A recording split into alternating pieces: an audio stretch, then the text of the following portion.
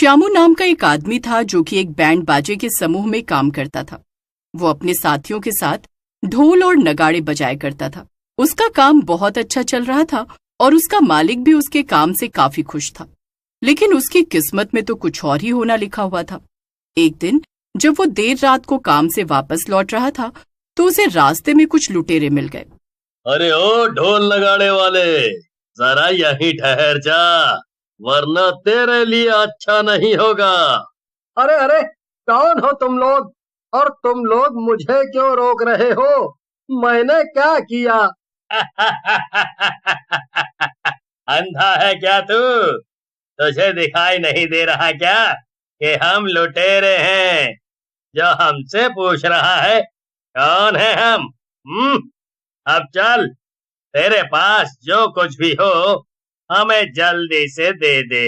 अरे, मेरे पास इस ढोल और नगाड़े के अलावा कुछ भी नहीं है, मुझे जाने दो। लगता है यह सीधे तरीके से नहीं मानेगा। इसे पकड़ो और मारना शुरू करो। तीनों लुटेरे श्यामू को पकड़ लेते हैं और उसकी पिटाई करने लगते हैं। लेकिन श्यामू के पास से बस कुछ चिल्लर पैसे ही मिलते हैं। अरे, ये तो सच में बहुत बड़ा फकीर मालूम होता है। अब क्या करें? इसे तो हमने मुफ्त में ही पीट दिया। अब अगर इसके ऊपर हमने इतनी मेहनत की है तो ऐसे बेकार थोड़ी जाने देंगे। इसके ये ढोल नगाड़े हैं ना, यही लूट लेते हैं। चोर बाजार में इसकी अच्छी कीमत मिल जाएगी। नहीं नहीं, ऐसा मत करना। ये ढोल नगाड़े ही मेरा पहला प्यार है और उससे भी बड़ी बात ये है कि मैं इनका अपनी जान से भी ज्यादा ख्याल रखता हूँ।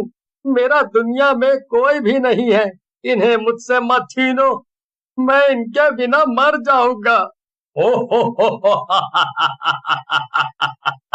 तो तुम इनका अपनी जान से भी ज्यादा ख्याल रखते हो?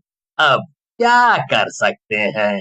हम लोग तो इन्हें छीन कर ले जा रहे हैं। अगर तुम इनके बिना जी ना पाओ तो अपनी जान दे देना, ठीक है? लेकिन श्यामू को गुस्सा आ जाता है और वो लुटेरों से अपना ढोल वापस छीनने की कोशिश करने लगता है। तभी उनके बीच में हाथापाई हो जाती है और एक लुटेरा श्यामू को चाकू मार देता है। चाकू लगने से श्यामू वहीं पर गिर जाता है। तीनों लुटेरे वहां से दुम दबाकर भाग खड़े होते हैं। वहीं दूसरी तरफ श्यामू मर जाता है और एक डरावने भूत में बदल जाता है। ये सब क्या हो गया? मैं तो एक भद्दे से भूत में बदल गया हूँ। अब क्या होगा? नहीं नहीं, कुछ भी हो जाए, मैं अपना ढोल नगाड़े बजाने का काम बंद नहीं कर सकता हूँ। ये मेरा पहला और अब तो आखिरी प्यार है। मुझे जिंदगी ने धोखा दे दिया है, लेकिन मैं अपने ढोल को धोखा कभी नहीं दूंगा। श्यामू के भूत ने ये तय कर लिया कि वो मरने के बाद भी ढोल बजाना नहीं छोड़ेगा। अगले दिन वो रोज की तरह सुबह सुबह अपना ढोल लेकर बाकी बैंड वालों के पास पहुंच गया। एक भूत को आते देखकर सभी लोग डरकर यहाँ से वहां भागने लगे। गुज्जू बैंड का मुखिया था। वो हिम्मत करके भूत के सामने आया और बोला, कौन हो तुम हैं और यहाँ कहाँ बढ़े चले आ रहे हो?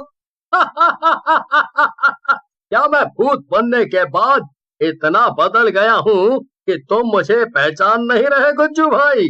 अरे ध्यान से देखो मुझे, मैंने तुम्हारे साथ 5 साल काम किया है, ऐसे कैसे तुम मुझे नहीं पहचान रहे हो? क्या? श्यामू, क्या ये वाकई में तुम हो?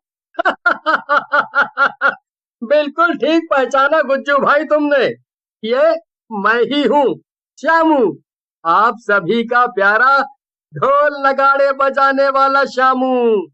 फिर भूत अपने साथ हुई पूरी कहानी गुज्जू और वहां खड़े सभी।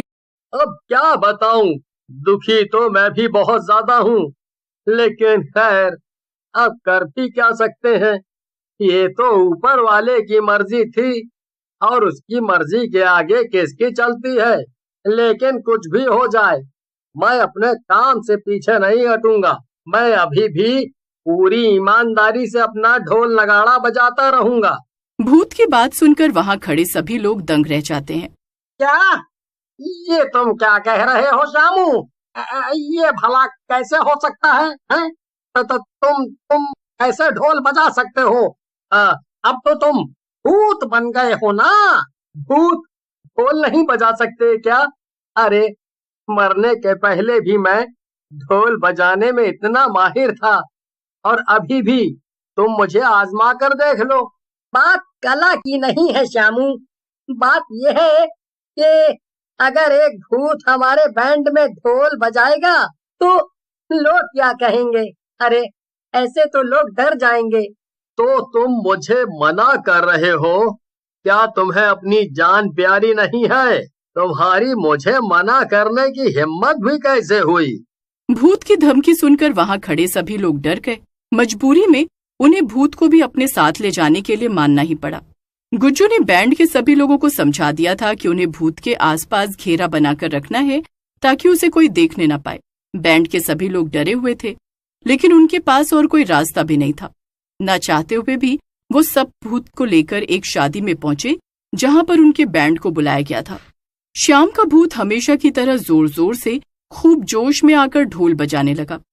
कुछ देर तक तो बाराती यहाँ वहां नाचते रहे और फिर वो सब बैंड वालों के बीचों बीच आकर नाचने लगे। आज मेरे यार की शादी है, आज मेरे यार की शादी है, लगता है जैसे सारे संसार की शादी है, आज मेरे यार की शादी है। अरे ढोल वाले जरा दमदार ढोल बजाओ। बाराती की बात सुनकर भूत को गुस्सा आ जाता है। वो अपने ढोल बजाने की कला के बारे में कुछ भी उल्टा सीधा नहीं सुन सकता था। भूत को देखकर बाराती की आंखें खुली की खुली रह गईं और वो जोर जोर से चिल्लाने लगा। सभी लोगों ने नाचना बंद कर दिया और भूत को शादी में देखकर अफरा तफरी मच गई। फिर क्या था, सारे बारातियों ने मिलकर बैंड वालों पर हमला कर दिया और वो सब वहां से भाग खड़े हुए। मैंने तुमसे मना किया था श्यामू कि बस चुपचाप ढोल बजाते रहना, लेकिन तुमने मेरी एक नहीं मानी। तुम्हें क्या जरूरत थी उस बाराती से भिड़ने की? अरे ये क्या, सुबह सुबह इतने सारे लोग भला यहाँ क्यों आए हैं? तो तुम ही गुज्जू हो? जी मैं ही गुज्जू हूँ। कहिए क्या काम है आपको? तो वो तुम्हारा ही बैंड है ना, जिसमें एक भूत ढोल बजाता है? जी हाँ, मेरा ही बैंड है, लेकिन आप सब पहले मेरी बात तो सुन लीजिए ना।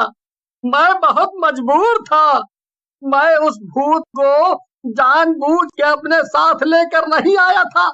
हम तो इसलिए आए हैं कि तुमसे बुकिंग ले सकें। क्या बुकिंग? और क्या? अरे सारे शहर के लोग बड़े हैरान हैं कि तुम्हारे बैंड में एक भूत ढोल बजाता है। सभी लोग चाहते हैं कि तुम ही उनकी शादियों में आकर बैंड बाजा बजाओ। उस आदमी की बात सुनकर गुज्जू हैरान हो जाता है।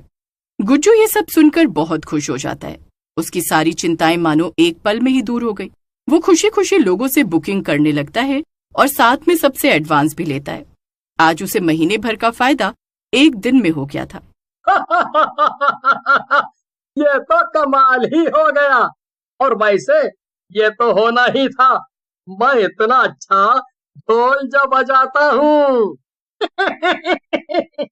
बिल्कुल बिल्कुल श्यामू, और अब तो तुम्हें बहुत ढोल बजाना है। हम पूरे महीने के लिए बुक हो गए हैं। हाँ, क्यों नहीं, मैं तो एकदम तैयार हूँ। मैं तो बिना थके लगातार कई महीनों और सालों तक भी ढोल बजा सकता हूँ। फिर क्या था, श्यामू भूत ढोल बजाने वाला पूरे इलाके में मशहूर हो गया और इससे गुज्जू का भी बहुत फायदा हुआ।